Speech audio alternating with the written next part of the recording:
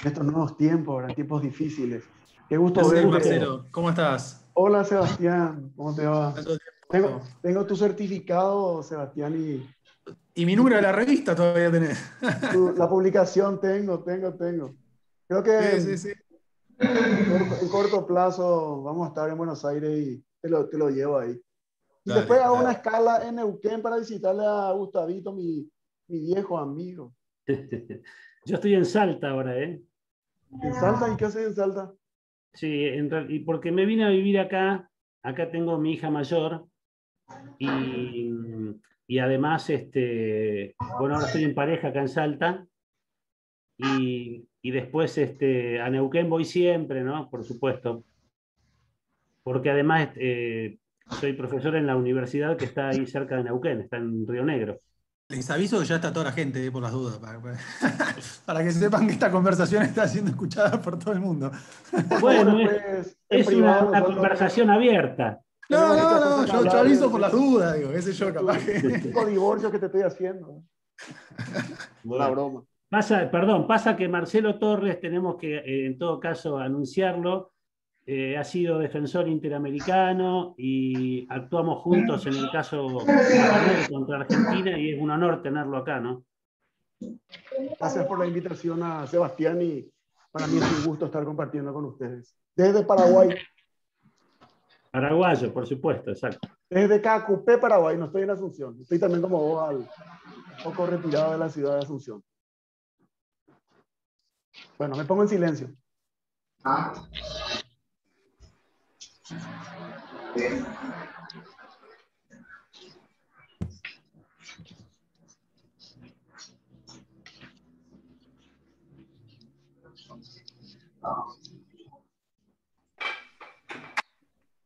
Ya está grabando, Gustavo, así que cuando quiera me parece que podemos arrancar. Ah, bueno, empiezo directamente. Entonces, ustedes son los locales. Bueno, entonces damos comienzo a este encuentro sobre derechos humanos en el sistema interamericano de protección, en el cual felizmente podemos darle la bienvenida a una obra que va a ser de consulta imprescindible en el sistema interamericano, ya que precisamente trata un tema tan importante como, como se llama el libro, Argentina en el banquillo. Es decir, el libro contiene casos y comentarios y relata las cuestiones tanto de hecho como jurídicas de los casos en los cuales la República Argentina fue denunciada y fue condenada en el sistema interamericano de derechos humanos, siempre con miras a lograr un marco de respeto a los derechos humanos cada vez mayor. Ese es el sentido de acudir al sistema interamericano. No es una mera cuestión de denuncia, sino que a través de las denuncias se logra ir avanzando en los estándares de respeto a los derechos fundamentales. Por ende, una enorme felicitación a Sebastián Rey por todo su trabajo, su dedicación, todo su empeño. Yo en realidad estoy en falta con él porque no he podido mandarle mi contribución sobre el caso sobre el cual voy a hablar ahora, que es sobre el caso de traslados de presos a lugares lejanos, pero bueno, en algún otro momento supongo que podré cumplir y para otro tomo creo que estás preparando, Sebastián, seguramente se podrá incluir. Bueno, yo me voy a referir sintéticamente, vamos a hablar más o menos unos 15 minutos cada uno, al caso Néstor Rolando López y otros versus Argentina, que es un caso que iniciamos en el año 98, en 1998, como una actividad universitaria. El profesor Nicolás García de la Universidad Nacional del Comahue, que está acá presente, en ese momento, aunque ustedes no lo crean, era estudiante, era alumno de la cátedra nuestra, y él fue uno de los firmantes de la denuncia por el caso de los traslados de presos a lugares lejanos. El objetivo del caso elegido y tratado con un grupo de estudiantes desde la universidad, ¿no? En realidad este caso fue planteado como una actividad universitaria. Por supuesto, antes de denunciar al sistema interamericano, le dimos la posibilidad a todos los estamentos del Estado argentino para cumplir con los derechos humanos que venía violando. Es decir, nos entrevistamos con funcionarios del Poder Ejecutivo, del Poder Legislativo, del Poder Judicial. Se hizo hasta una pequeña manifestación frente a la legislatura con algunos familiares de presos.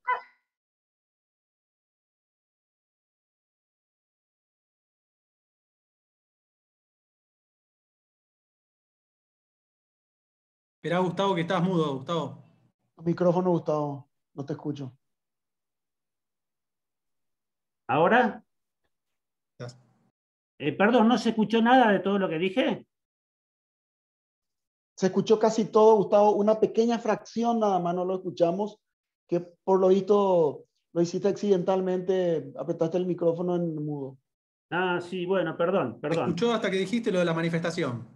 Bueno, en definitiva nos entrevistamos con familiares incluso de presos, con miembros de los distintos poderes del Estado, dándoles la posibilidad, explicándoles en qué consistía la violación a derechos humanos, explicándoles que cuando un preso, además de las violaciones a derechos humanos que se cometen dentro de las cárceles y que conocemos desde hace mucho tiempo, además de eso, vivían verdaderos suplicios cuando son llevados a cumplir su pena a lugares, a cárceles lejanas, que no permiten por la cantidad, por la distancia, por la enorme distancia, dado el enorme territorio argentino, que existe entre el lugar de residencia de sus familiares, de los defensores, de los abogados defensores que los defienden, y al mismo tiempo de los jueces de ejecución.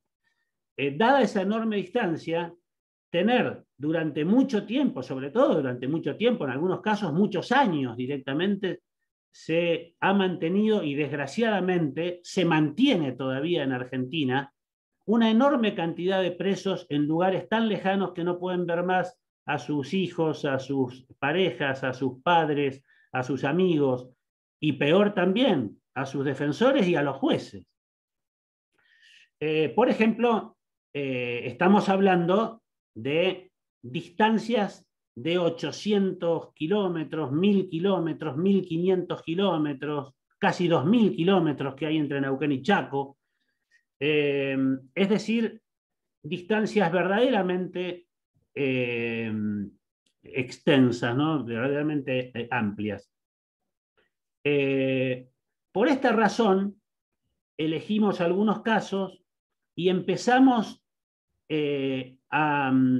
a crear el caso, porque en definitiva lo único que existía era la conversación con los distintos poderes del Estado. Al mismo tiempo, en ese momento, los defensores oficiales, muchos defensores oficiales, yo era uno de ellos, empezamos a hacer pedidos de que los traigan de vuelta a Neuquén por todos los sufrimientos que ello producía, no solamente sufrimientos a los presos, sino sufrimientos también a sus familiares. Y al mismo tiempo por la imposibilidad de defenderlos tan lejos, y los jueces de ejecución no podían cumplir su función tampoco. Entonces empezamos a hacer pedidos. Los pedidos eran en su gran mayoría rechazados.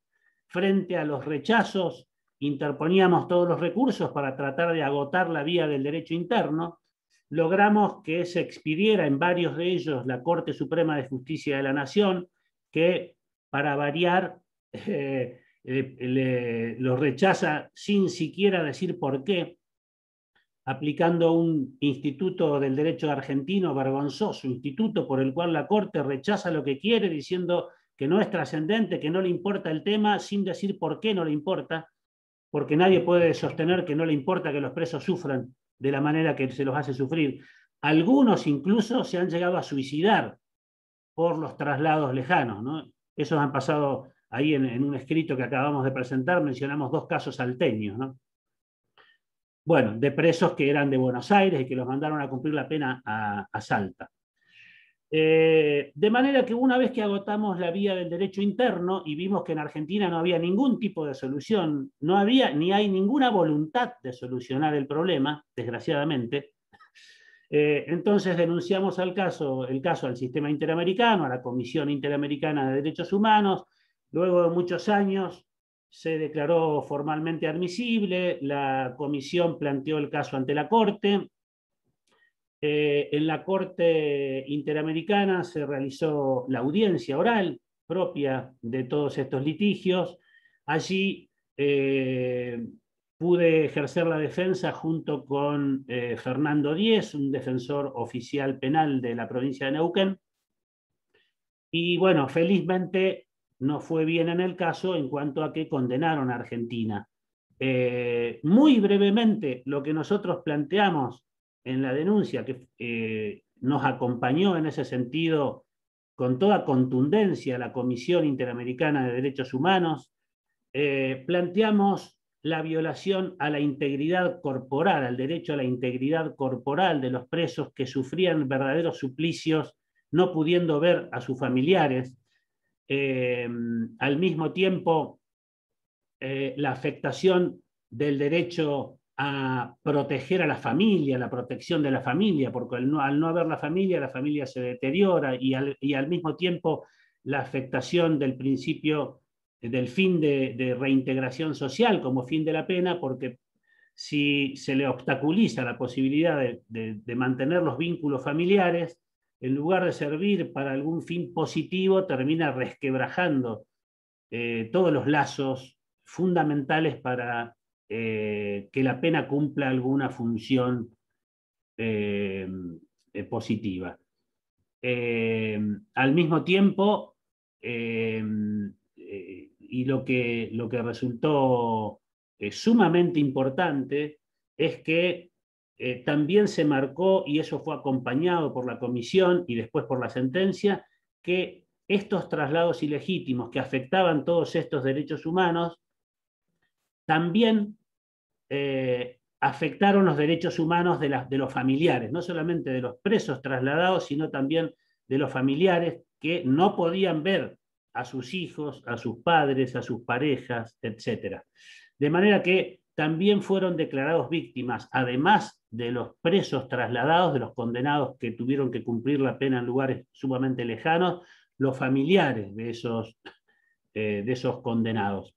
De manera que, además de los derechos que acabo de mencionar, se agregó la violación al derecho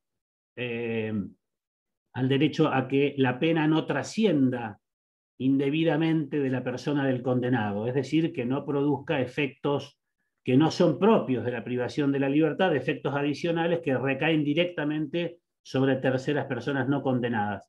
Y estos traslados, evidentemente, afectaron en una medida sumamente preocupante los derechos de los parientes, de los familiares de los detenidos. Es más, en algunos casos directamente se rompieron los vínculos. Por ejemplo, uno de ellos, que había contraído matrimonio como consecuencia de perder toda relación, porque no nos olvidemos que estamos hablando de aquí de todas víctimas carentes de recursos económicos, todas víctimas pobres que no tenían medios económicos para viajar tantos kilómetros, para afrontar los gastos que implica un viaje, no solamente del transporte, sino de comida, de alojamiento, de manera que no podían, verdaderamente no había ninguna posibilidad de mantener un contacto razonable, fluido, continuo, como para mantener esos vínculos. De manera que en algunos casos directamente el condenado perdió a la pareja. Luego ese mismo condenado volvió a contraer matrimonio como consecuencia de las visitas íntimas dentro de la cárcel, conoció a una persona y el mismo resultado desgraciadamente se produjo, se volvió a resquebrajar el vínculo y bueno, esas dos personas que son parejas, que fueron en su momento parejas de uno de los condenados, fueron declaradas víctimas en este caso. De manera que las víctimas en este caso no solamente fueron el padre, la madre de cada condenado, los hijos de los condenados, las parejas, sino que también las parejas de ellos, algunos hermanos, todos, digamos, miembros de las familias.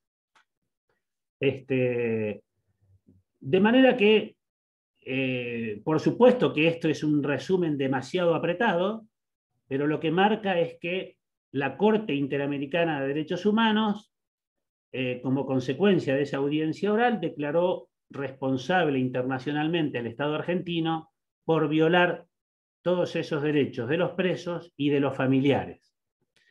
Lo más importante quizá, desde mi punto de vista, de la sentencia, es que además de declarar responsable al Estado argentino por esas violaciones a derechos humanos, a los que agregó también violaciones a los derechos del niño, porque algunos condenados tenían hijos menores de edad, eran niños que no podían ver a sus padres, pero no solamente declaró responsable internacionalmente al Estado por todas estas violaciones, sino que además de fijar una indemnización a las víctimas, además de ordenar la publicación de los fallos en el boletín oficial, en un medio de amplia circulación, etc., además de ordenar al Estado que le brinde tratamiento psicológico a los condenados o a los familiares que lo necesiten, además de todo eso, lo que me resulta más importante es que obligó al Estado a modificar la legislación, es decir,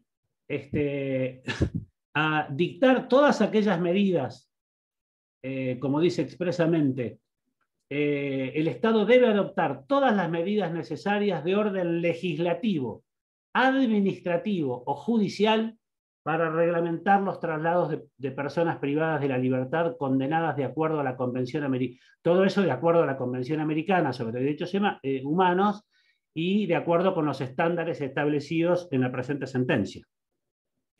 De manera que el Estado está obligado a modificar la ley, en este caso la Ley Nacional de Ejecución de la Pena Privativa de la Libertad, la Ley 24660, prohibiendo los traslados a lugares lejanos, como por ejemplo lo hace alguna provincia argentina en su constitución. La Constitución de Neuquén prohíbe terminantemente sacar presos de la provincia.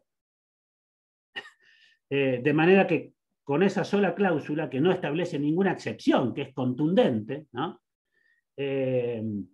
Si es que se cumpliera, porque no se cumplió en este caso tampoco, si es que se cumpliera, se podían evitar todas estas violaciones.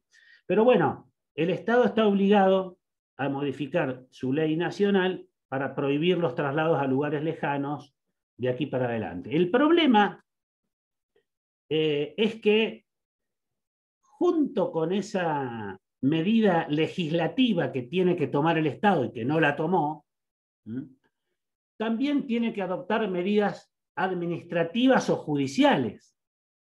Y dentro de las medidas administrativas y judiciales, creo que lo más importante, por ejemplo, como medida administrativa, es que el Estado reubique a todos los presos condenados que hoy están cumpliendo las penas en lugares lejanos. Y verdaderamente existe una enorme cantidad de presos, según el último cómputo, más de 1.500 presos. Solamente estoy hablando de presos federales, a los cuales hay que sumar todos los provinciales, de las 23 provincias, ¿no? Pero solo en presos federales tenemos más de 1.500 que están cumpliendo sus penas desde hace muchos años y siguen cumpliendo, porque después de la sentencia el Estado argentino no reubicó a esos presos, que es lo que debe hacer, porque si no la sentencia es letra muerta, ¿no? Se dice que es un trato cruel, inhumano, degradante tener presos tan lejos, que no puedan ver a las familias, que eso afecta la intrascendencia de las penas, que desarma a las familias, etcétera, etcétera, y después el Estado sigue manteniendo hoy en día a todos los presos que están en lugares lejanos porque no se produjo lo que debe producirse, que es una reubicación masiva. Es decir, hoy en día hay que volver a todos los que están lejos a lugares cercanos, para que entonces la sentencia se pueda sostener que se está cumpliendo. Y al mismo tiempo se habla de medidas judiciales. Y medidas judiciales son, por ejemplo, habeas corpus individuales o habeas corpus colectivos, a través de los cuales se vuelvan a todos los presos que están cumpliendo las penas en lugares lejanos a lugares cercanos para poder llevar adelante traslados reparadores, traslados que sirvan para reparar los daños que se siguen produciendo actualmente, en este preciso momento. Mientras hablamos aquí, sigue la situación tal cual existía antes de la sentencia.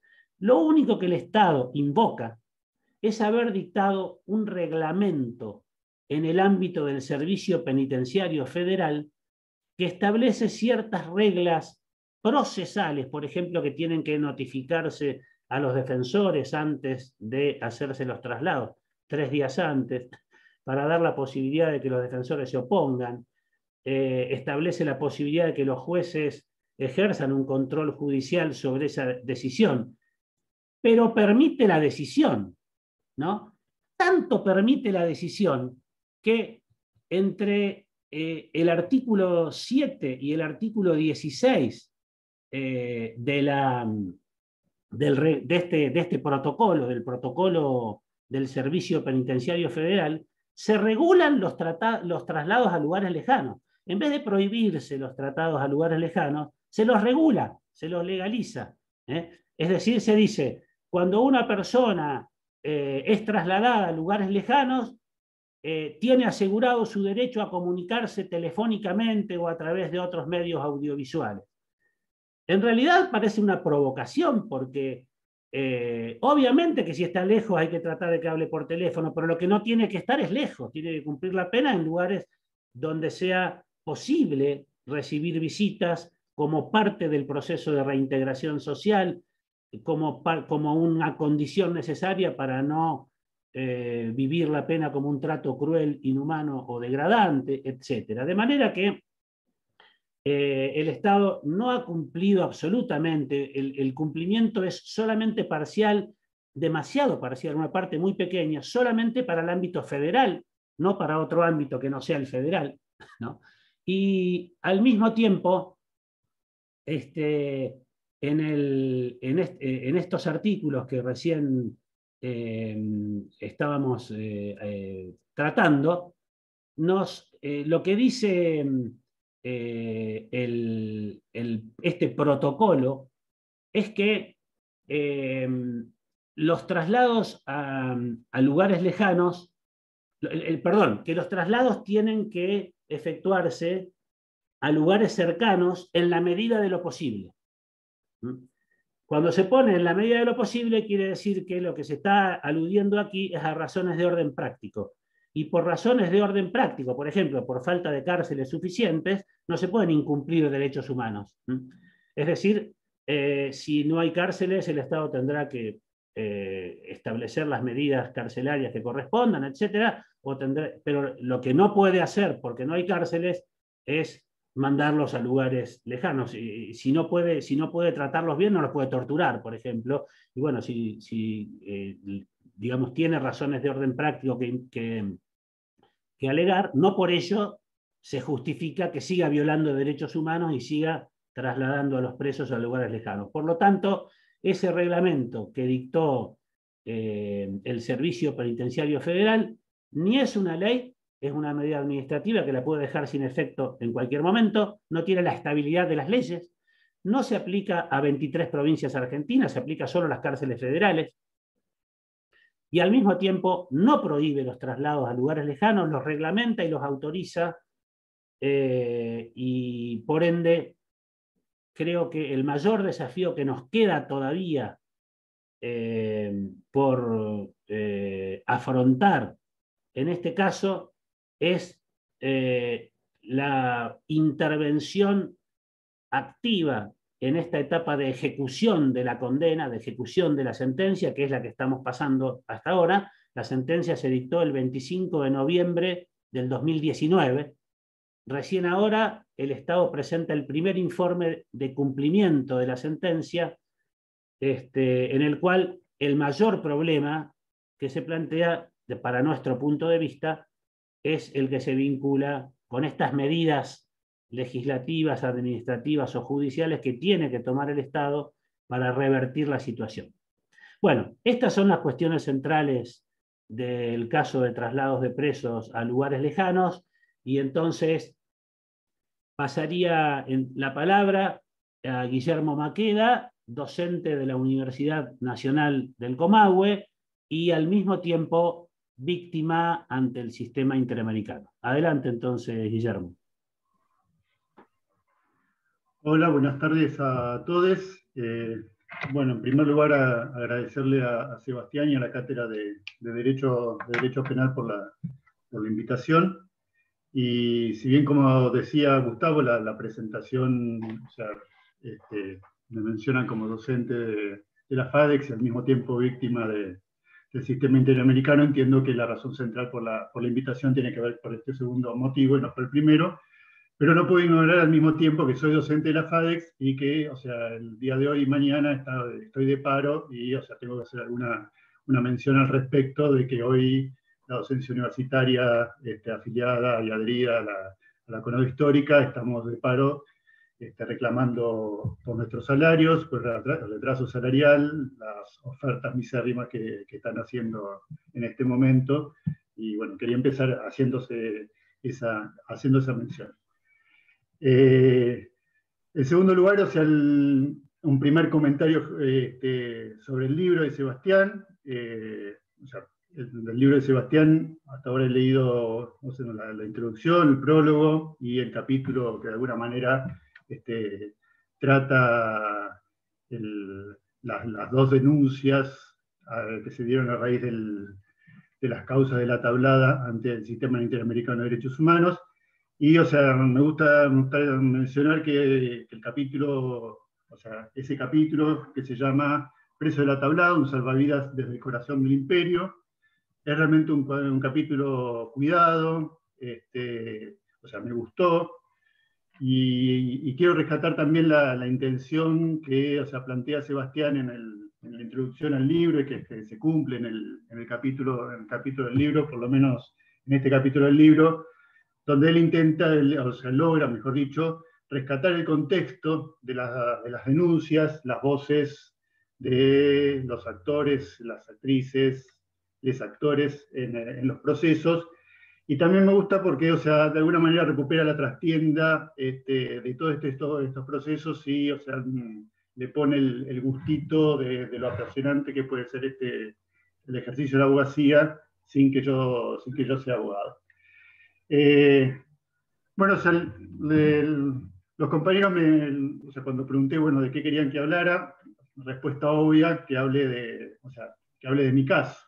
¿Sí? Y me han planteado unos 15 minutos, no sé si cumpliré por más o por menos en ese plazo, pero, o sea, intentaré de alguna manera hacer algunas menciones desde lo lego que soy a lo que ha sido mi caso, y alguna mención al otro caso que se vincula al caso de la tablada, que la vamos a mencionar como la causa grande, que de alguna manera como la referenciaba yo y mi familia en aquellas épocas. Para contextualizar un poco, mi detención en el marco de la causa por el ataque de la tablada fueron 4 meses después del ataque.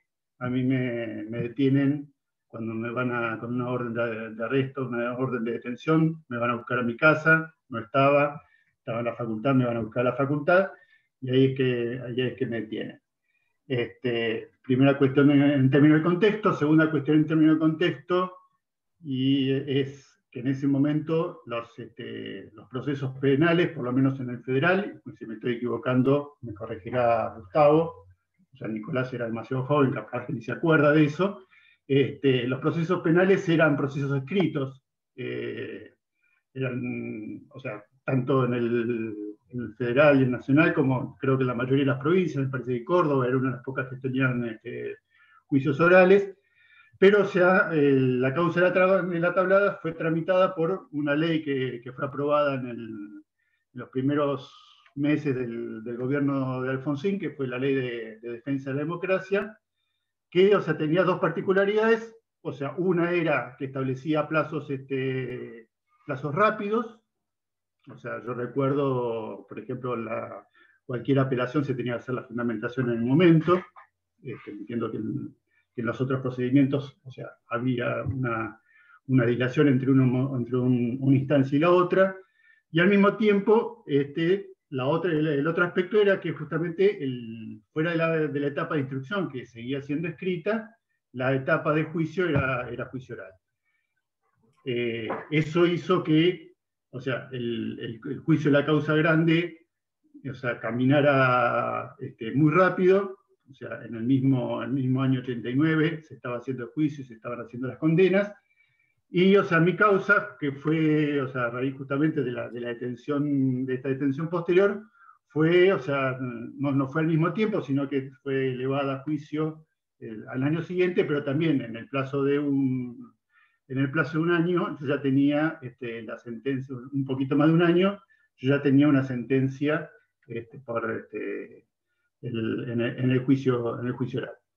Otra cuestión que es importante, o sea, que podemos rescatar de todo este momento es, o sea, la decisión, o sea, en esta diferenciación entre lo que fueron los dos juicios, la decisión de mi familia y mía fue, o sea, hacer una defensa absolutamente técnica, y no, o sea, no un enfoque más político y técnico, político-jurídico, como habían resuelto los defensores de la causa principal.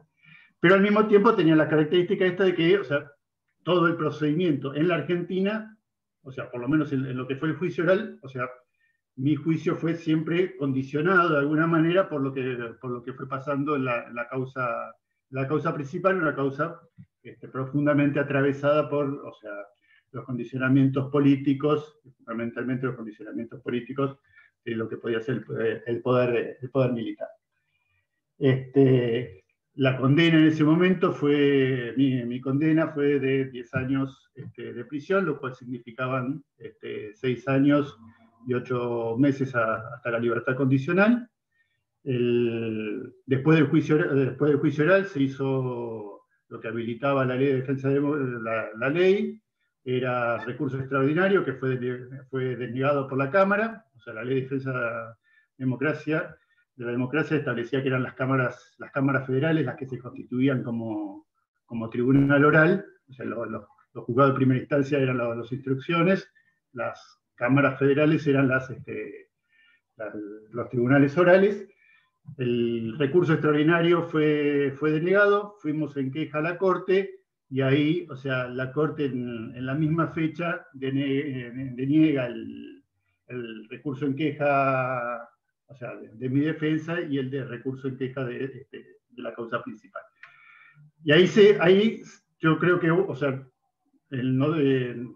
nosotros tomamos la decisión con mi familia de, o sea, llevar adelante la denuncia ante la Comisión Interamericana de Derechos Humanos, con el patrocinio de dos organizaciones defensoras de los derechos humanos o sea, radicadas en Estados Unidos.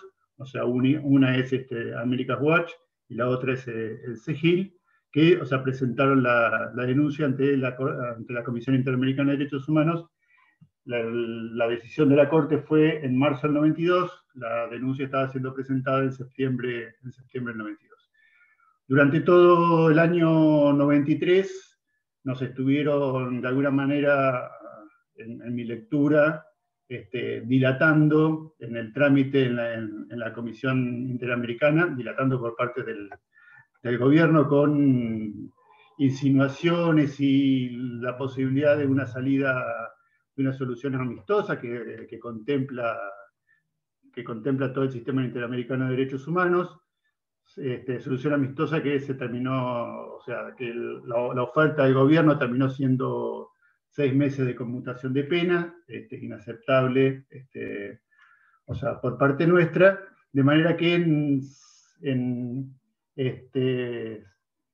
mayo del 94, o sea, un año y medio después de presentar la denuncia, la Comisión Interamericana eleva la denuncia, la demanda contra el Estado argentino, o sea, por mi caso. La demanda se presenta en función de, o sea, pidiendo que la Corte declare o sea, que la Argentina había violado la Convención Interamericana de Derechos Humanos en términos de que no me había respetado el derecho a un tribunal imparcial, que no me había respetado el principio de presunción de inocencia y en último término, que no había respetado la doble instancia que está establecida en la Convención Interamericana de Derechos Humanos, a lo que se agregaba que, bueno, o sea, que el Estado declare mi libertad, que, o sea, se me repare económicamente, que se reforme la ley de defensa de la democracia en cuanto a la segunda instancia, y creo que también las costas. Ahí, viendo que el gobierno de Menem, viendo que, o sea, había serias posibilidades de que la Argentina fuera condenada, fuera condenada por la Corte Interamericana de Derechos Humanos,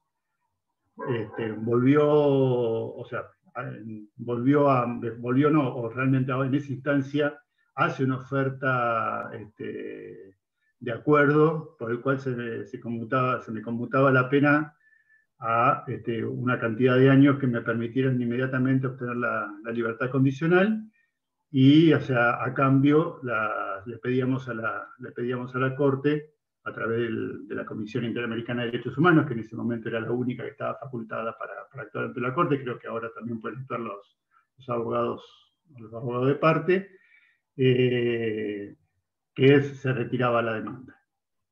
Bueno, así ocurrió, y la Corte, en función de eso, desistió de o sea, dio de baja la demanda ante la Corte, y así de alguna manera terminó el proceso.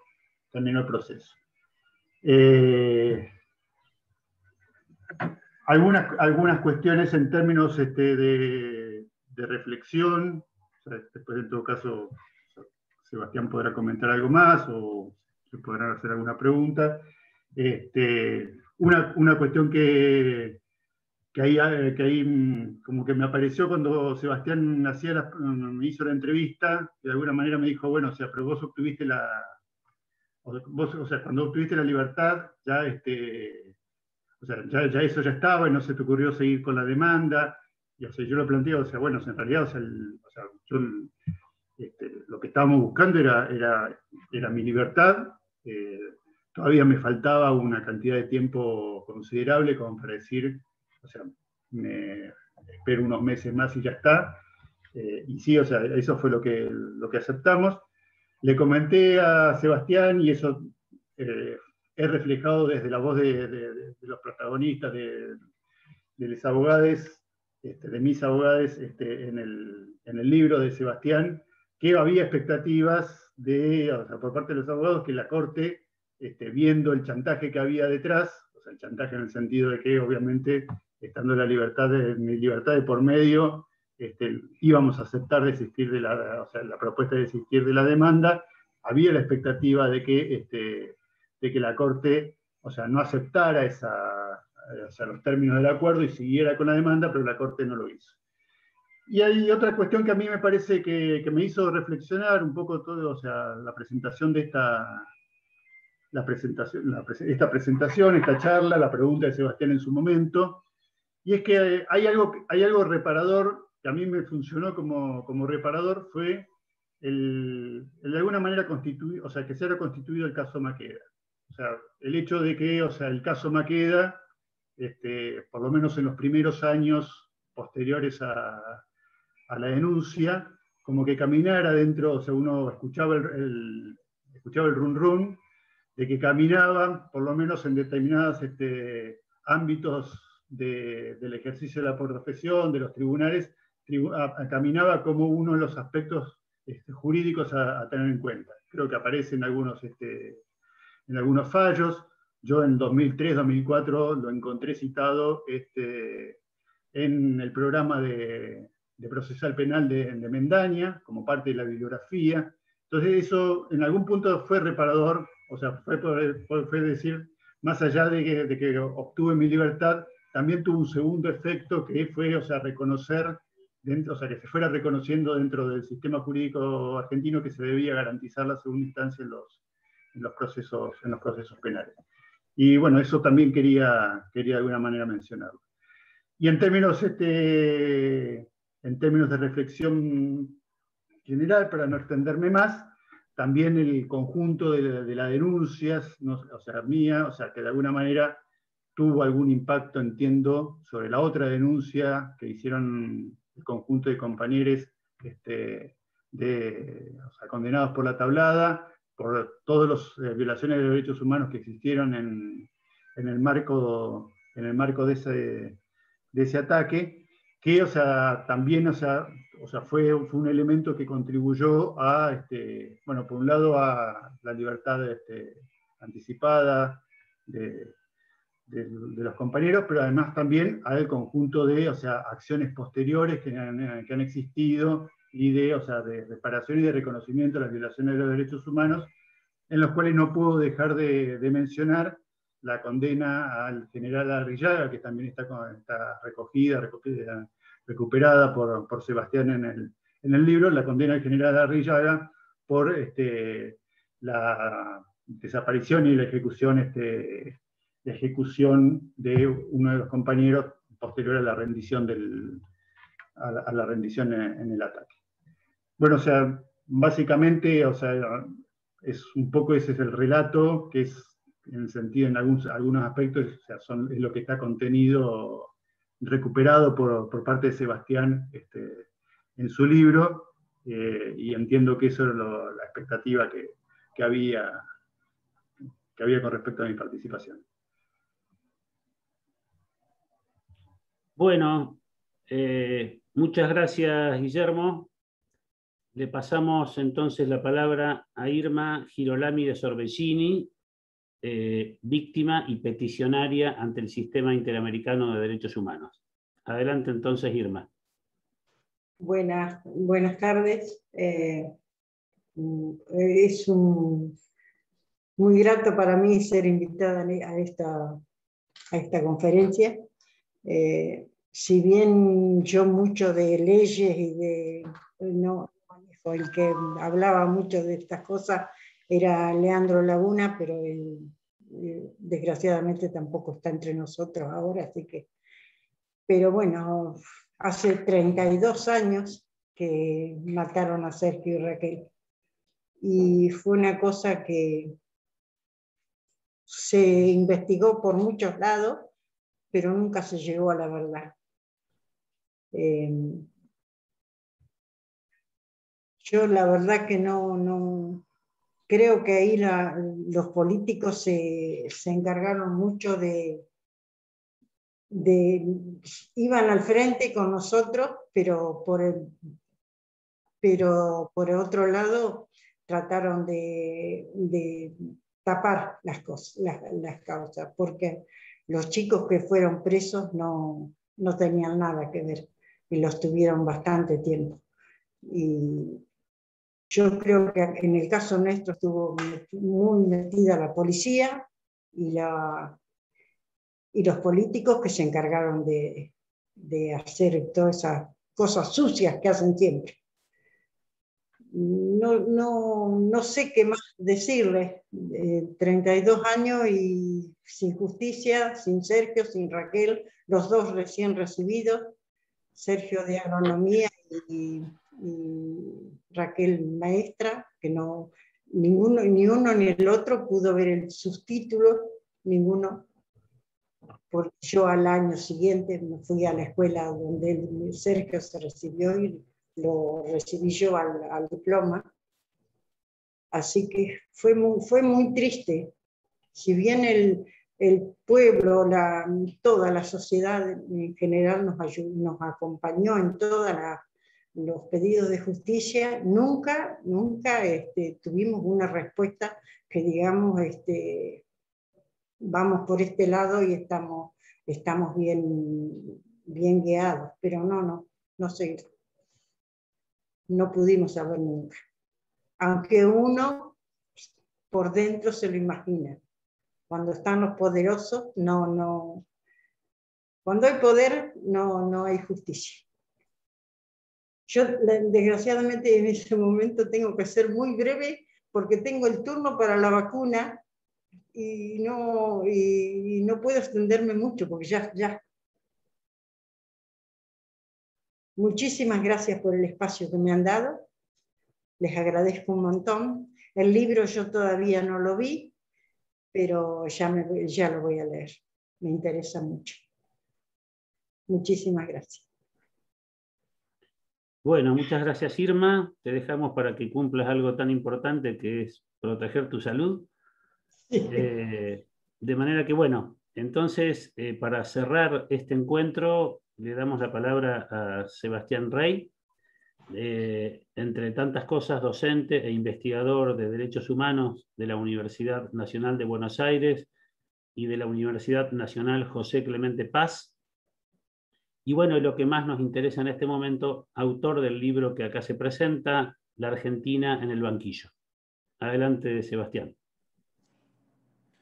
Bueno, gracias, Gustavo. Bueno, buenas tardes a todos y todas. Gracias a Guillermo, a Irma y a Gustavo por compartir esta jornada en la Universidad del Comahue virtual, ¿sí? Yo creo que con las presentaciones del libro, la pandemia lo que hizo fue, primero, no lo pude sacar impreso, lo cual hizo que sea solo un libro digital, que me molesta mucho porque me hubiese gustado tener el libro impreso en mi biblioteca y posiblemente se hubiese llegado a muchos más lugares al venderse en librerías en vez de en Baja Libro, que es como se vende ahora, que es el único lugar donde se puede comprar. Y después me impidió esto, ¿no? Trasladarme a distintos lugares para hacer presentaciones y tener el contacto humano. Y sobre todo la comida, lo que hubiese comido seguramente si me hubiese ido para el sur a presentar el libro. Pero bueno, será en otra oportunidad que iré para allá y comeremos y brindaremos para festejar. La verdad que como señalaban Gustavo, Guillermo e Irma, el libro recoge un poco la experiencia que a mí me hubiese gustado conocer cuando era estudiante de Derecho, ahora 20 años en la facultad, ¿no? Y cuando empecé a estudiar temas de derechos humanos. No existe bibliografía en la Argentina, y me arriesgo a decir que no existe a nivel regional, después Marcelo nos podrá decir qué pasa en Paraguay, pero estoy 100% convencido que no existe bibliografía a nivel regional que analice la historia del litigio ante el sistema interamericano de uno de los estados de la región, ¿no? En este caso, a mí me interesaba saber la historia de la Argentina, ¿no? Y sobre todo conocerla desde la cocina, ¿no? No tanto desde lo que se resolvió, porque lo que se resolvió cuando nosotros estudiamos recién aparecía Internet, así que era difícil accederlo, pero al día de hoy todo el mundo puede bajar las sentencias, los informes de Internet, pero no todo el mundo puede conocer cómo se llegan a esas decisiones.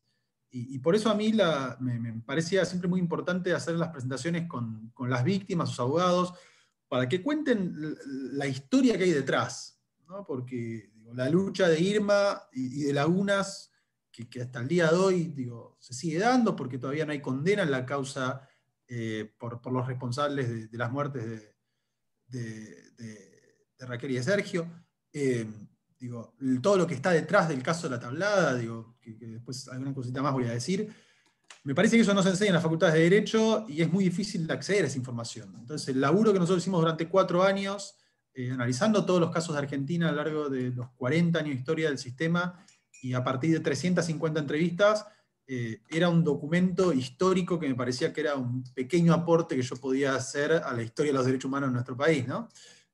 Quizás en el futuro, quien quiera saber cómo fue la historia de los derechos humanos y las políticas en materia de derechos humanos en la Argentina, desde la dictadura en adelante, puede consultar el libro y a partir de las víctimas y de los funcionarios del Estado que ocuparon lugares de gestión en los diferentes gobiernos de la dictadura, hasta el libro llega hasta apenas que asume Alberto Fernández, así que llegaría hasta el gobierno de Macri, están reflejados, ¿sí?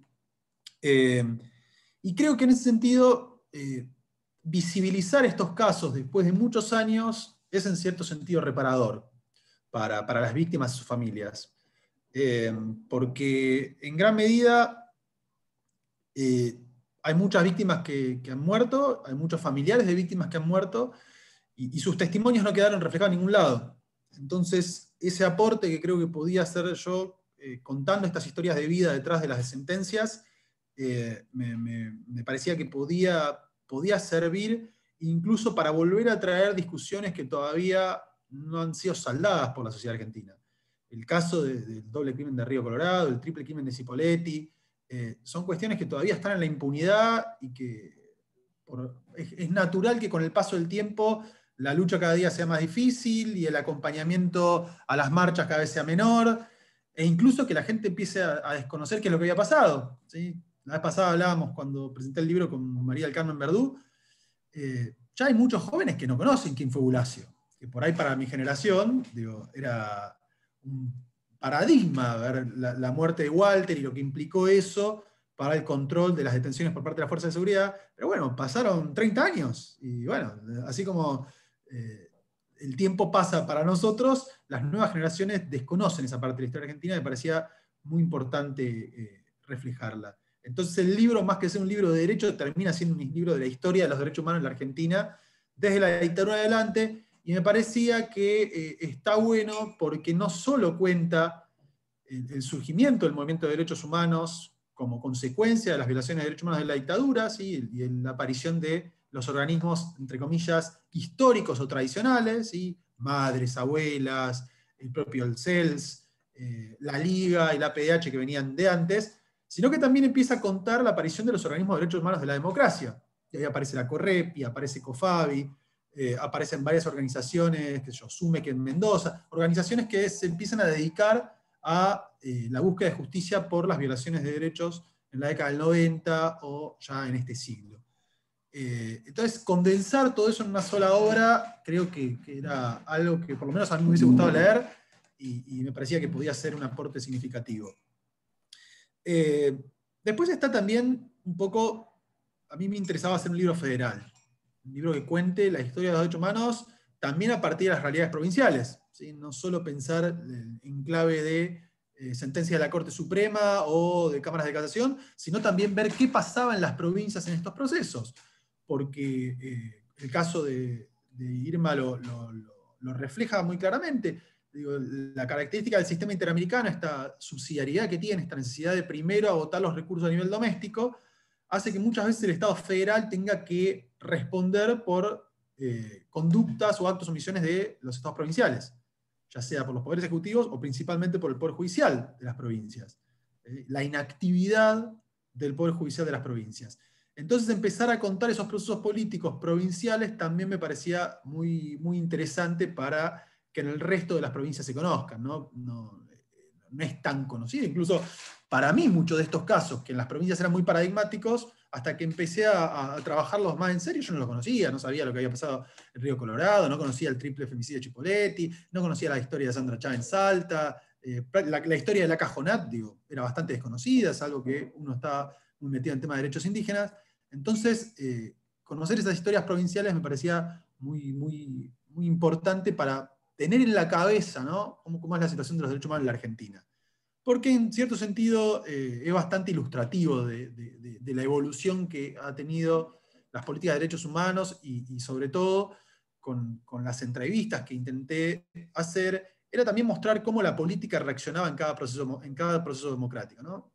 Sacando la dictadura, que claramente era bastante hostil al sistema interamericano, ver cómo se comportó el gobierno de Alfonsín, qué hizo el gobierno de Menem, qué hizo el gobierno de la Rúa, Duhalde, Kirchner, las dos presidencias de Cristina Fernández y la presidencia de Macri, y a partir de una característica que para mí es muy importante, advertir que muchas veces dentro de los propios gobiernos hay distintas tensiones y la cuestión se resuelve más por funcionarios que por políticas de Estado, si se quiere, ¿no?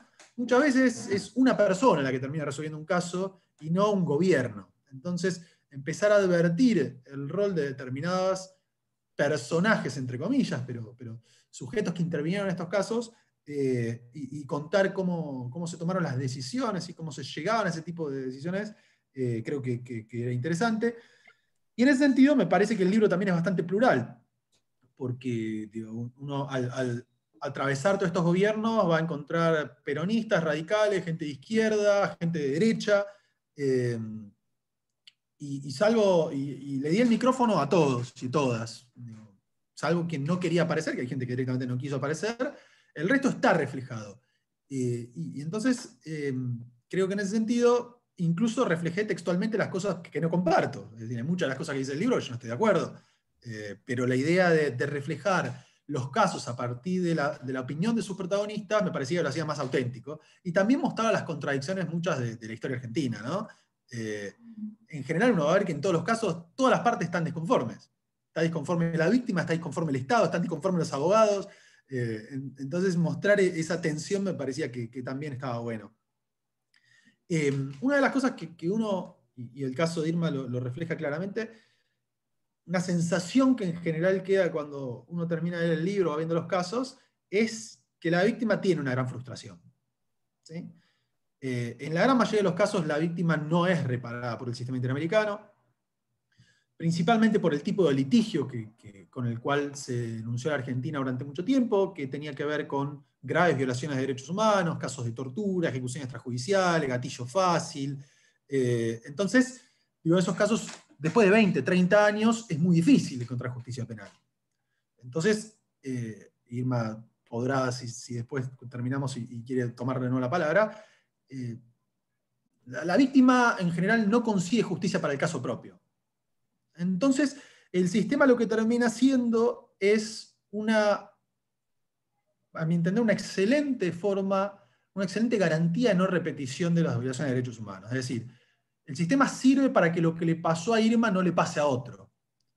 El litigio ante el sistema sirve porque, a ver, esto que contaba Gustavo, la historia de vida de estas personas privadas de la libertad que fueron revoleadas por todo el país, es muy difícil que esos vínculos familiares se restituyan, digo, esos años que no pasaron con sus hijos no los recuperan. Entonces, ¿pero qué logran? Logran algunos cambios para que las nuevas personas privadas de la libertad no terminen pasando de Neuquén a Salta, de ahí a Buenos Aires y ahí al Chaco. ¿Sí? Entonces, en ese sentido, creo que el litigio ante el sistema y todos los casos demuestran la utilidad para adoptar reformas estructurales o de prácticas que permitan que esas violaciones no se repitan a futuro. Creo que ese es el máximo beneficio del sistema interamericano.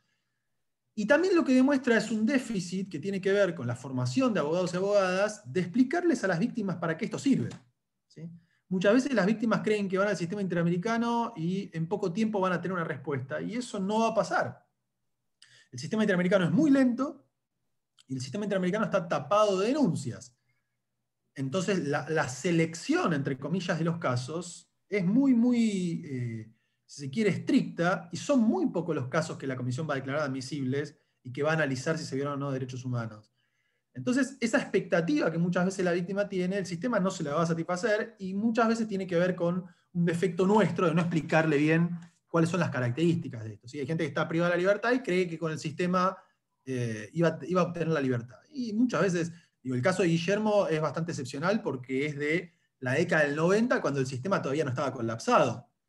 Y tenía el apoyo de una ONG que sabía cómo hacer este litigio, tanto en Washington como en la Corte, y permitió una negociación que le permitió obtener la libertad casi en un tiempo récord para lo que es el sistema interamericano.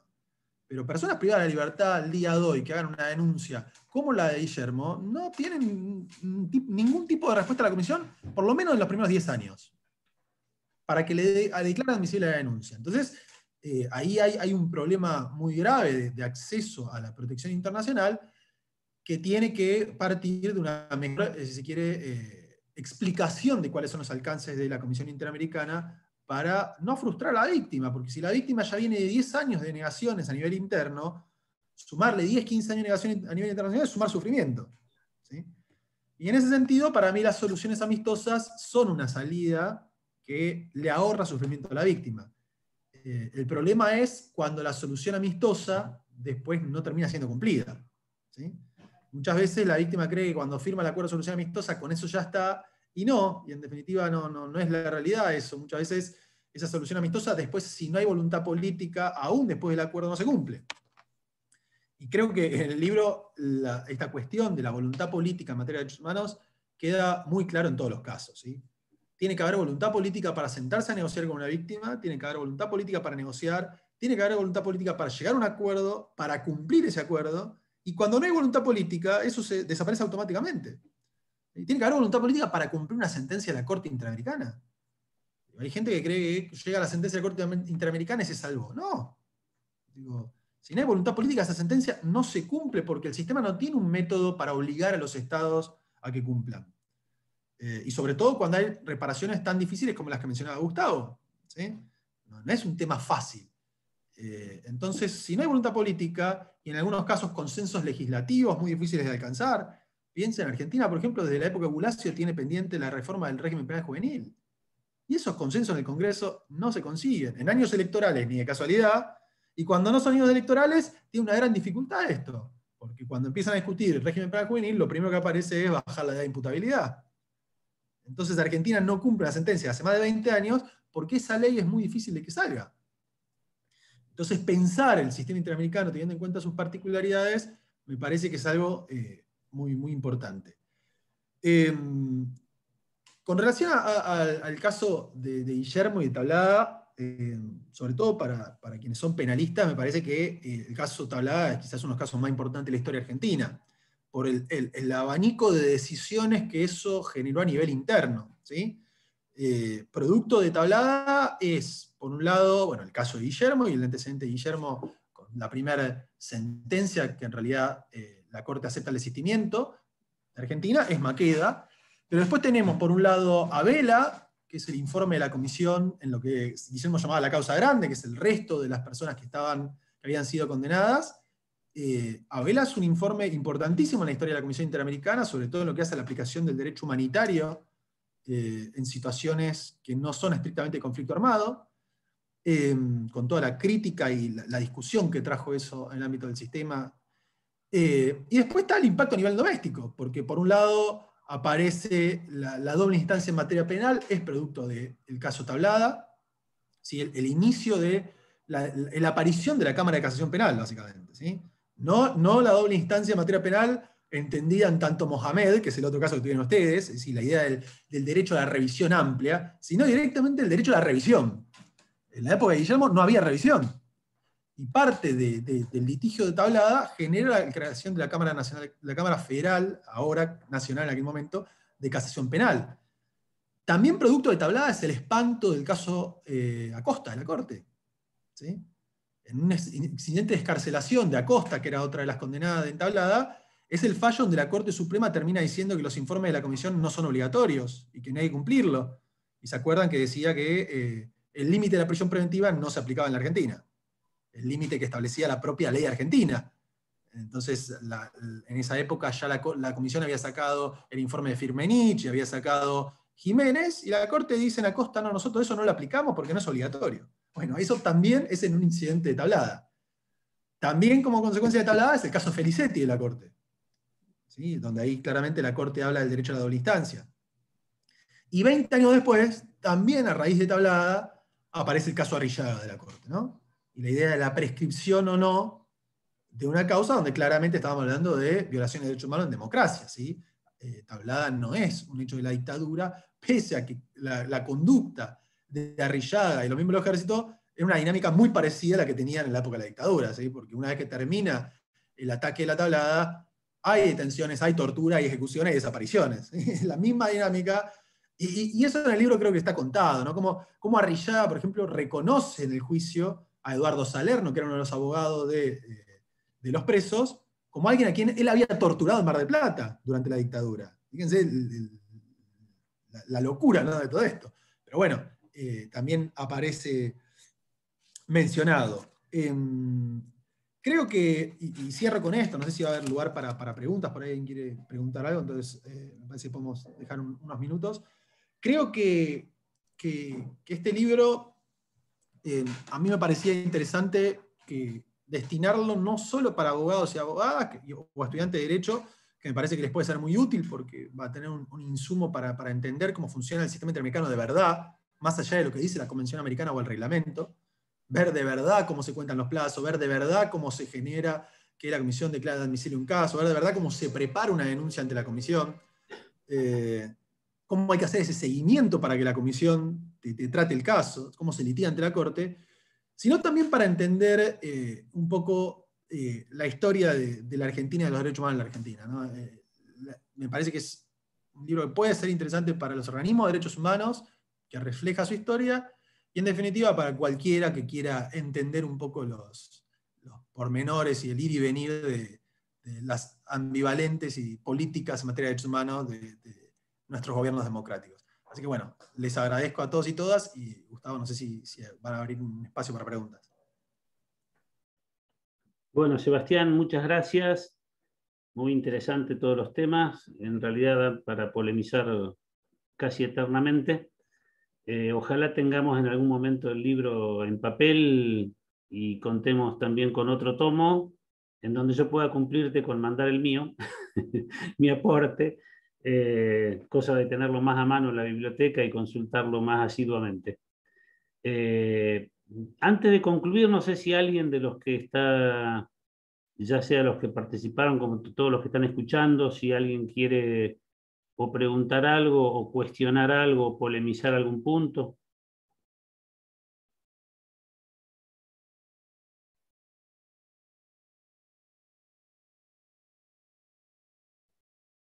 Bueno, si hay alguien que lo diga ahora y si no, que calle para siempre. ¿Puedo? ¿Qué tal? No sé si me escuchan. Sí, Romina Bruno. Ah, Sí, sí, ¿qué tal? Ahí pongo la cámara. bien. Sí, no, simplemente felicitar por la iniciativa del libro. En mi caso en particular, soy docente de Derechos Humanos de la Universidad de Río Negro y además hice mi tesis de maestría de Derechos Humanos en reparaciones del sistema interamericano. Así que me parece sumamente importante el aporte en cuanto a esto de las historias con nombre y apellido y el impacto que tienen las víctimas. Y prometo leer el libro. Es más, mi pregunta venía si se podía conseguir por escrito porque no lo pude ubicar en internet y vi sí que se podía descargar, pero bueno, pensé que estaba la otra opción, así que bueno. Y no, puntualmente al doctor Vitale me interesaba saber si ha seguido el proceso, por ejemplo, de la última opinión consultiva, que tiene que ver con personas privadas de libertad y en condiciones de vulnerabilidad, sobre todo en función de lo que contó del caso López, ¿no? Por ahí no sé si lo han seguido o han hecho algún aporte. Y bueno, puntualmente me interesaba eso y estoy a la expectativa de ver cuando salga la opinión consultiva. Gracias. Bueno, de mi parte, digo, ahí les compartí el link del libro donde se descarga, es el único lugar donde existe, y les compartí abajo un segundo link, que es el manual de derechos humanos que editamos con la editorial de la Universidad Nacional de José Paz, que es de descarga gratuita, ¿sí? La pandemia generó que la dificultad yo tengo casi 800 estudiantes por cuatrimestre en la universidad en derechos humanos, entonces la dificultad de acceder a la bibliografía ya el año pasado me motivó a casi obligado poner todo el material disponible de manera digital, y la universidad sacó un gran libro que me parece que puede servir incluso para los cursos de derechos humanos de otros lados, porque al ser gratis pueden pasárselo a cualquiera. Así que ahí les pasé el otro link para que se bajen si quieren la publicación. Ahí lo veo a Roberto Bugallo, que también, digo, quizás quiere decir algo, porque él también formó parte del litigio del caso Sorbellín y Lagunas.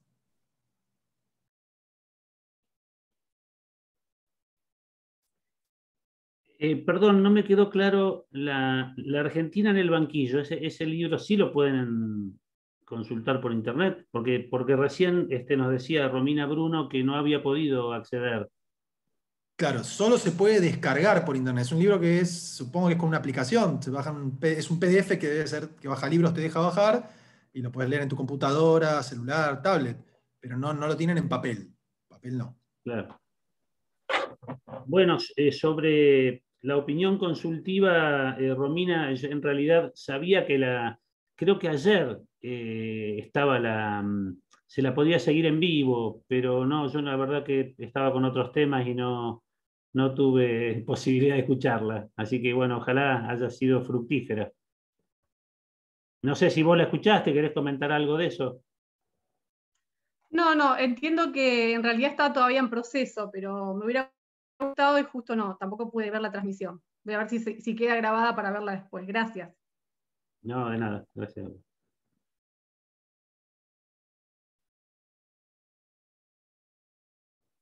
No sé, ahí lo mencionaron a Roberto Bugallo, si quiere decir algo.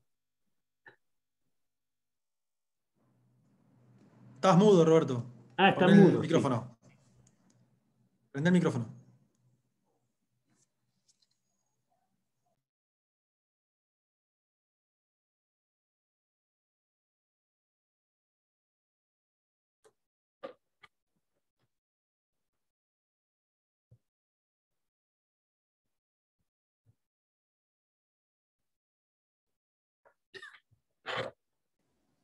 Hola, hola.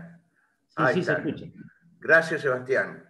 Recién acabo de terminar mi clase de Derechos Humanos en la UBA, así que disculpas, pero bueno, hubiera querido estar presente sobre esto.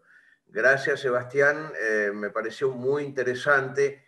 Gracias, Gustavo, también sobre la cuestión de cómo han encarado esto. Y bueno, son tiempos en los que nos tenemos que manejar de esta manera, pero es importante volver a mantener un núcleo mirando con cuidado y observando, vigilantes la evolución de este tema, de cómo lo vamos desarrollando. La pandemia nos ha ido obligando a modificar algún tipo de estructura, pero no perdamos de vista de que esto es una cuestión académica y es una cuestión que tenemos que compartir constantemente y alertar sobre los eventuales avances que pueda haber sobre este tipo de situaciones. Que la pandemia no nos deje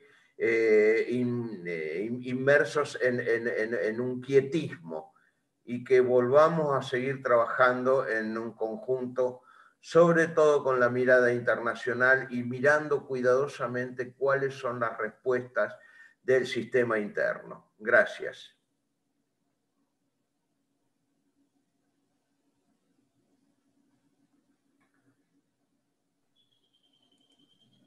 Ahí Marcelo creo que quería hablar.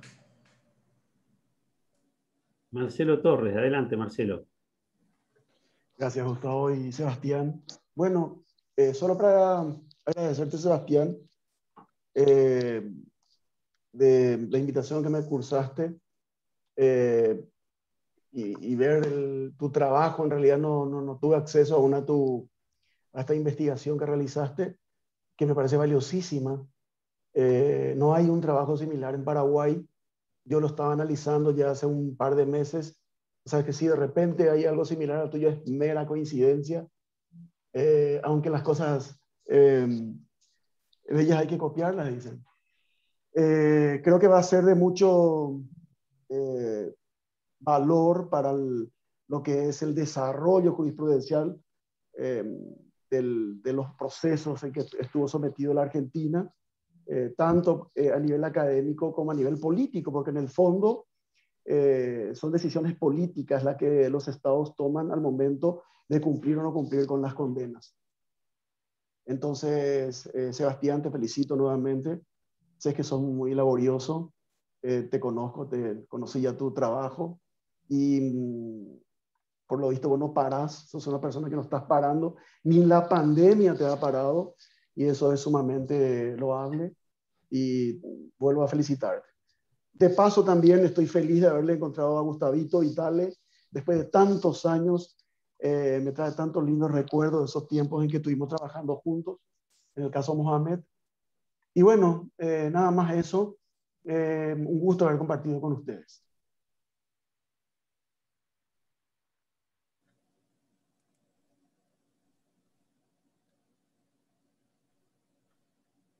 Si alguien quiere intervenir, esperamos un minutito y si no, cerramos.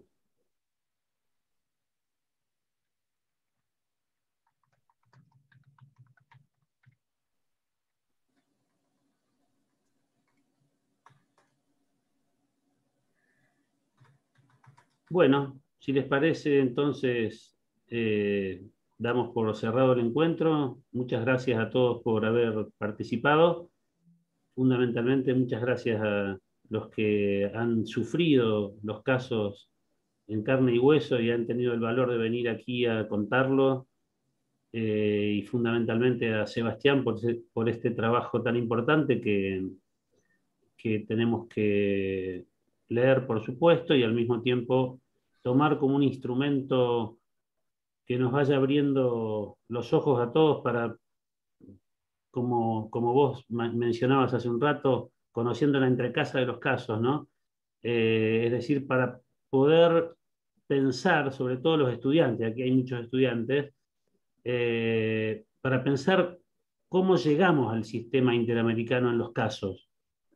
Más allá de cómo es el procedimiento, el tiempo que demanda, cómo hay que plantearlo, el tema es cómo llegar, cómo elegir casos que puedan ser de interés al sistema interamericano. Nosotros, por ejemplo, contábamos que el caso de los traslados de presos lo empezamos en el año 98 y recién tuvimos sentencia en el 2019, ¿no? Lo importante era no bajar la cabeza, seguir trabajando en el tema y a veces tener esa proyección, ¿no? Encontrar algún caso que sea muy injusto y que uno sepa que, bueno, siempre hay esperanza de que algún día ese caso sea tratado y que tenga una respuesta favorable. Y como decía Sebastián, con la sentencia tampoco termina, después que hay que seguir luchando arduamente para obtener alguna mejoría en materia de derechos humanos. Bueno, muchísimas gracias. Sobre todo, yo agrego una cosa, a mí me parece fundamental la formación de abogados y abogadas que litiguen en derechos humanos en sus propias provincias, ¿no? Porque que no hayan tantos casos de Neuquén o de Río Negro no significa que no hayan violaciones de derechos humanos en Neuquén y Río Negro. Significa que no hay abogados y abogadas que lleven estos casos desde Neuquén y Río Negro. Entonces, la necesidad de formar organizaciones o equipos de trabajo que litiguen casos y que empiecen a tener la experiencia para litigar casos, me parece que es fundamental. Digo, nosotros habíamos sacado a fines del año pasado un libro con estadísticas del litigio de los casos de Argentina, que ese también está gratis ahí en la página de la editorial de UNPAS. Y claro, hay provincias que no tienen denuncias. ¿Pero eso qué significa? ¿Que son provincias ideales? No, significa que no hay abogados y abogadas con experiencia para llevar estos casos, para hacer esas denuncias y lograr que la comisión las admita. Entonces, me parece que la formación en estos temas es fundamental para lograr una mayor protección de los derechos humanos a nivel provincial, ¿no? Sí, sí, por eso me parece a mí que una función importante de las universidades, más allá de tratar las cuestiones teóricas que a todos nos interesan, es empezar a intervenir en la vida social, ¿no? Y tratar como actividad con los estudiantes, tratar de elegir casos y llegar a los sistemas interregionales de derechos humanos.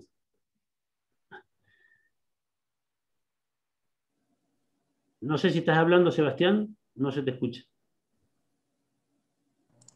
No, que ahí preguntan cómo se llama el libro, ahí les comparto el link para que ver si lo puedo hacer. Bien. Ahí les comparto el link y ese lo descargan gratis desde ahí. A ver. El libro se llama Estadística de los litigios 1971-2020 y se descarga gratis desde ahí. Así que quien quiere toca ahí y se lo baja a la compu. Y lo mismo el manual se baja también de la página, así que lo pueden bajar gratis también de ahí.